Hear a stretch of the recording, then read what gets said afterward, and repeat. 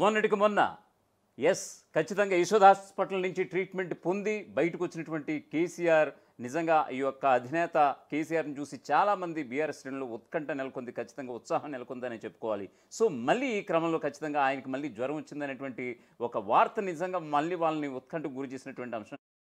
ఎందుకంటే గత కొన్ని రోజులుగా మనం చూసాం, ఆల్రెడీ యశోద హాస్పిటల్ ఆయన ట్రీట్మెంట్ తీసుకున్నటువంటి విధానం వీటితోటి రాష్ట్ర వ్యాప్తంగా ఉన్నటువంటి బీఆర్ఎస్ శ్రేణులు అయితే నిజంగా ఓ రకంగా గుబులు పట్టుకుంది. మరొక వైపు మరికొన్ని గంటల్లో కరీంనగర్ వేదికగా బీసీ సభ అయితే బీఆర్ఎస్ అయితే ఏర్పాట్లు కూడా చేసుకుంది. ఇప్పటికే అధికారికంగా కూడా ప్రకటన కూడా చేసింది. సో ఈ క్రమంలో ఆ కరీంనగర్ బీసీ సభ కూడా వాయిదా పడినట్లుగా పక్కా సమాచారం ఉంది. ఈ మేరకు బీఆర్ఎస్ అధిష్టానమే ఒక ప్రకటన కూడా రిలీజ్ చేసింది. అయితే దీనికి సంబంధించి బీఆర్ఎస్ అధినేత కేసీఆర్కి జ్వరం ఉండటం మూలాన్ని ఖచ్చితంగా ఆయన సభకు హాజరు కాలేకపోతున్నారు. సో ఈ క్రమంలో బీసీ సభ వాయిదా పడింది అన్నట్లుగా కూడా ఇప్పుడు గులాబీ వర్గాల్లో అయితే పక్కగా టాక్ నడుస్తుంది. మరొక వైపు ఇంకోటి ఏంటంటే, భారీ వర్షాల నేపథ్యంలో కరీంనగర్ బీసీ సభ అయితే వాయిదా వేసుకున్నట్లుగా పలువురు రాజకీయ విశ్లేషకులు కూడా చర్చించుకున్నటువంటి పరిస్థితి అయితే కనిపిస్తోంది.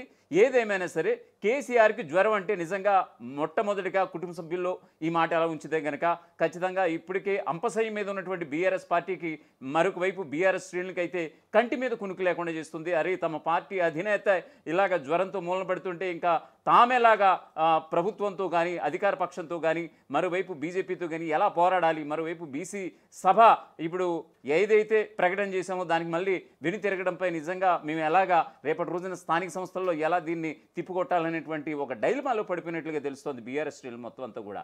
సో ఇప్పుడు ప్రధానమైనటువంటి ఒక టాపిక్ అయితే ఖచ్చితంగా మనం ఆల్రెడీ చూస్తున్నాం విజువల్స్ కూడా, నిజంగా కేసీఆర్కి మళ్ళీ జ్వరం వచ్చింది. ఇది టాపిక్. దీనికి సంబంధించి అనేక అనుమానాలు అయితే వ్యక్తమవుతున్నాయి పార్టీ శ్రేణులు అయితే. బహిరంగ సభ తేదీ దగ్గర పడుతున్న కొద్దీ బీఆర్ఎస్ అధినేత కేసీఆర్లో జ్వరం పెరిగిపోతున్నట్లుంది. ఈ నెల 14వ తేదీన కరీంనగర్లో బీసీల రిజర్వేషన్ అంశంపై భారీ బహిరంగ సభ నిర్వహించాలని ఇటు పార్టీ కూడా డిసైడ్ అయింది. రిజర్వేషన్లపై అధికార కాంగ్రెస్ ప్రతిపక్ష బీజేపీలకు ధీటైనటువంటి జవాబు చెప్పాలన్నది నాయకత్వ ఆలోచనగా తెలుస్తోంది. సో ఈ క్రమంలో అందుకనే బహిరంగ సభను ఏరుకోరి కరీంనగర్ని ఎంపిక చేసుకుంది. కరీంనగర్ ఒక రకంగా కేసీఆర్ ఖర్చొచ్చిన పట్టణం అని చెప్పుకోవాలి. ప్రస్తుతం కరీంనగర్ జిల్లాలో 4 అసెంబ్లీ నియోజకవర్గాలు ఉన్నాయి.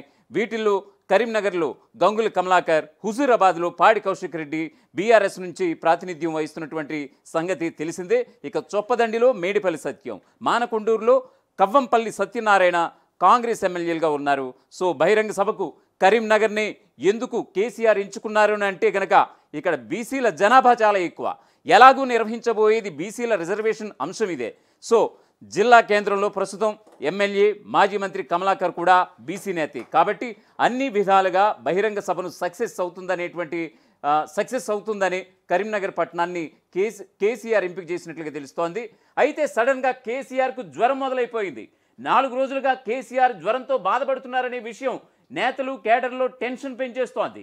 జ్వరమైన కేసీఆర్ సభకు హాజరవుతారని ప్రచారం కూడా జరుగుతున్నా కూడా అది కూడా అనుమానాలే వ్యక్తమవుతున్నటువంటి పరిస్థితి కనిపిస్తోంది. ఎందుకంటే గడిచిన నెల రోజుల్లో వైరల్ ఫీవర్ కారణంగా కేసీఆర్ 3 సార్లు ఆసుపత్రుల్లో చేరినటువంటి సందర్భం మన అందరికీ తెలిసినటువంటి విషయమే. సో ఇప్పుడు అధినేత ఫామ్ హౌస్లోనే ఉన్నప్పటికీ జ్వరంతోని నేతలతో సమావేశాలు నిర్వహిస్తున్నట్లుగా ఇటు పార్టీ వర్గాల్లో టాక్ కూడా నడుస్తోంది. వాస్తవానికి ఈ నెల 14వ తేదీకి కేసీఆర్ జ్వరం పెరిగిపోతే కనుక బహిరంగ సభకు హాజరు కాలేరు. ఎందుకంటే అది మరికొన్ని గంటల్లో నిర్వహించాల్సిన సభ కాబట్టి. ఇప్పుడు వాతావరణం కూడా అంతగా బాగలేదు కాబట్టి కేసీఆర్ అనారోగ్యంపై భారీ వర్షాల ప్రభావం ఎంతో కొంత పడుతుంది. కేసీఆర్ కనుక బహిరంగ సభకు హాజరు కాకుంటే అప్పుడు పరిస్థితి ఏమిటంటే ఏమీ లేదు, సభ ఫ్లాప్ అయినట్లే అనుకోవాలి. ఎందుకంటే బీఆర్ఎస్ బహిరంగ సభ అంటే వచ్చే జనాలు కేసీఆర్ కోసమే వస్తారు. అలాంటిది సభకు కేసీఆర్ రావడం లేదన్నా వచ్చేది అనుమానమేనన్నా కూడా జనాలు హాజరయ్యేది కూడా డౌటే అని అంటున్నారు రాజకీయ విశ్లేషకులు. ఒకవేళ ఇదే జరిగితే బీఆర్ఎస్ బహిరంగ సభ ఫ్లాప్ అన్నటువంటి ప్రచారం బాగా పెరిగిపోతోంది. ఆ నెగిటివ్ ప్రచారం పార్టీ భవిష్యత్తు మీద తీవ్రంగానే పడుతుంది. దాని ఇంపాక్ట్ వచ్చే ఎన్నికల్లో స్థానిక సంస్థల ఎన్నికలపై కూడా పడుతుందనేది కూడా మనకి ఇట్టే అర్థమైపోతోంది. సో ఈ నేపథ్యంలోనే ఈ నెల 14వ తేదీన కరీంనగర్లో బీఆర్ఎస్ తలపెట్టినటువంటి బీసీ సభ వాయిదా పడిందని నిజంగా ఒక టాక్ అయితే తెర వెనుక నడుస్తోంది. ఈ నెల 14 నుంచి 17వ తేదీ వరకు అల్పపీడన ప్రభావంతో రాష్ట్రంలో అతి భారీ వర్షాలు కురిసే అవకాశాలు ఉన్నట్లుగా వాతావరణ శాఖ హెచ్చరికలు జారీ చేసినటువంటి ఈ నేపథ్యాన ఈ నిర్ణయం తీసుకున్నట్లుగా మాజీ మంత్రి కరీంనగర్ ఎమ్మెల్యే గంగుల కమలాకర్ ప్రకటించారు. ఈ సభ తదుపరి నిర్వహణ తేదీని త్వరలోనే ఖరారు చేస్తామని కూడా బీఆర్ఎస్ అధిష్టానం వెల్లడించినటువంటి పరిస్థితి కనిపిస్తోంది. అసలు ఇప్పుడు పార్టీ పరిస్థితి అంతంత మాత్రంగానే ఉంది. ఒకవైపు కల్వకుంట్ల కవిత తిరుగుబాటుతో పార్టీలో గందరగోళ పరిస్థితులు నెలకొన్నటువంటి విషయం ప్రతి ఒక్కరికి తెలిసిందే. మరొక వైపు కేసీఆర్, కేటీఆర్, హరీష్ రావుపై కమిషన్ల విచారణలు, కేసుల విచారణలు ఉక్కిరిబిక్కిరి చేసేస్తున్నాయి. ఇంకొక వైపు పార్టీని వదిలిపెడుతున్న గువ్వల బాలరాజు లాంటి నేతలు చివరిగా కేసీఆర్ పైన యనుమల రేవంత్ రెడ్డి మైండ్ గేమ్ మరికాస్త పెరిగిపోతుందన్నట్లుగా రాజకీయ విశ్లేషణలు సైతం చాలా చర్చా వేదికల ద్వారా తెలుస్తోంది. ఇన్ని సమస్యల మధ్య కరీంనగర్ బహిరంగ సభ సక్సెస్ అయితేనే నేతల్లో ఎంతో కొంత ఆత్మవిశ్వాసం నిలుస్తుంది.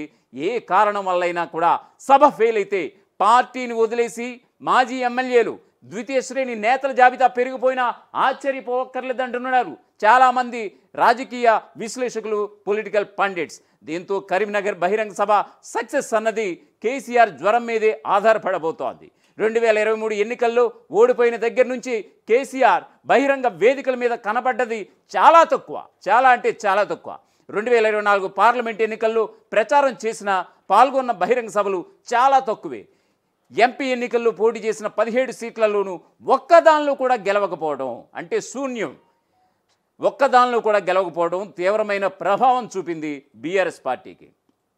ఎన్నికల ఫలితాలతో బహుశా కేసీఆర్ మానసికంగా బాగా దెబ్బతిన్నట్లున్నారు అనేటువంటి వాదనలు కూడా ఇప్పుడు తెర మీదకి బలంగా వస్తున్నాయి. అందుకనే నాటి నుంచి ఫామ్ హౌస్కు మాత్రమే పరిమితమైపోయారట మాజీ ముఖ్యమంత్రి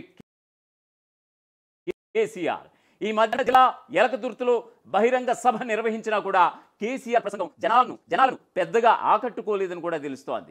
ఈ విషయాన్ని స్వయంగా కేసీఆర్కు రాసిన లేఖలు కవితే తన కూతురే చెప్పినట్లయింది.